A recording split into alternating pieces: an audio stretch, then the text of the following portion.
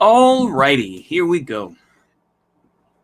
So I saw a clip from Nick Fuentes this morning, and he was basically saying, "Ma based Putin, it's a good thing because Putin supports the American, the rioters or whatever you want to say, the insurrectionists on January 6th." I'm like, what? And saying that American dissidents should support China and Russia, even though they are doing it for their own self-interest. And I'm like, okay, that's half right. The thing is that I have a feeling is that in general, I think Mr. Fuentes didn't really talk about this as much before, and was kind of still America first, this and that. But now that he's been put on the no-fly list, now that he has his assets frozen, this and that, or basically his bank account frozen, now it appears that now he's trying to be more. Now he just openly says, now he uses the term dissident. He has become the Wignet. He has become the Wignet. And this explains some very important aspects that I think people need to realize. Is it just because somebody says something that, particularly someone like, Mr. Senior Fed Fuentes, that doesn't mean, that tangentially you're on the same side. No, absolutely not. He ultimately, like I say, this is going to lead into another video I'm going to do, is what has been achieved since, I think I'll probably change the title to what has been achieved since 2015, but that's a whole other aspect. I'm going to hit the highlights of different stuff and see what's actually happened politically. But anyway, but the thing is, just because Nick Fuentes now has been kind of forced to leave behind Trump and leave behind and say, well, you don't vote Republican, this and that. I've heard him say this type of stuff.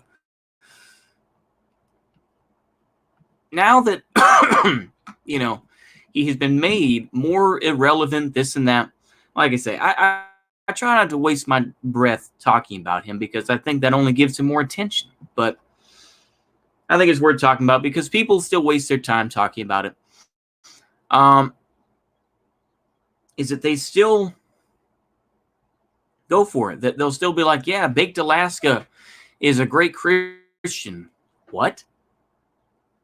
Do you see what he's done to these various people that, he's dated some homeless or some, retarded gal. He's friends with the guy who had a relationship with like a 14-year-old when he was 17 or something. I'm like, these are the type of dudes he hangs out with. But yeah, my Baked Alaska is so based. No, he's not. That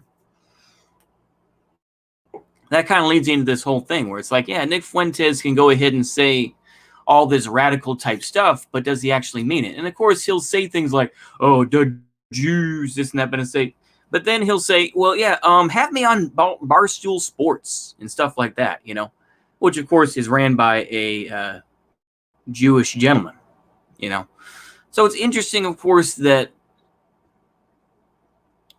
he'll say some radical stuff, but he's not on that plane. The thing is that he's pretty much put himself in this area of, now I'm going to call myself a dissident. Now, like I say, the word dissident is far too overused, I think, in very online situations. It's a meme. It has been overused so much that it has no use. It has no purpose in many cases, but this is where we are. I think that a lot of folks who are not extremely online and who don't still identify themselves as groypers or whatever type of shit, they don't identify with people like Nick Fuentes because Nick Fuentes does not represent them. he represents, different folks, right? He'll still talk about, Milo Yiannopoulos, who now has had this transformation to say, I'm no longer homosexual. Oh, and it's just like, but yeah, that's a whole other thing. It's like you can criticize Fuentes for what he says, which he goes back and forth, and he'll still just desperately, grab any sort of clout he can. But he'll also, still try to be edgy as well, to a point, and still say, women are this, women are that. It's like, why? It's like, if you don't like women, why talk about them so much? I've hardly ever talked about women because I just don't care. It's not part of my thing. Yeah, I'll learn to deal with them because that's the rational thing to do. You learn to deal with them. That doesn't mean anything else. Just like, I don't know. We all live in a society, I guess. I don't know. But I think this is where I'm at with that. Just because, oh, wow. I just realized that I misspelled that. Let me go ahead and edit that right quick. It says jutsu. It said juts. Yeah, here we go. there we go.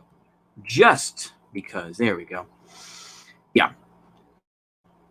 But I think it's important to separate the wheat from the chaff, if you will, so to speak. There's a lot of folks who claim to be tangentially on your side, and I know I'm repeating myself, but I'll say it again because I have Alzheimer's probably, is there can be people that claim to be on your side when they really aren't.